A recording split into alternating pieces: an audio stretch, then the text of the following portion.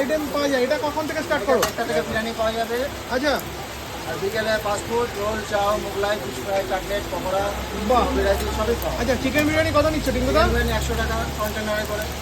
মানে আজকে এরকম বৃষ্টি চলছে, বৃষ্টির ওয়েদারে মানুষ কিন্তু টিঙ্কুদার দোকানে পরোটা খাচ্ছে একেবারে লাইন করে। টিঙ্কুদা, এই বৃষ্টির সময় মানে আরো বেশি, দাদারা ভিজে ভিজে খেতে হচ্ছে। টিঙ্কুদা বৃষ্টির সময় মানে আরো বেশি লোক ভিড় জমায় নাকি? হ্যাঁ, মানে ওয়েদার একটু ঠান্ডা হয়ে গেলে টিঙ্কুদার পরোটা। মার্কেটে রান্না হয়ে যায়।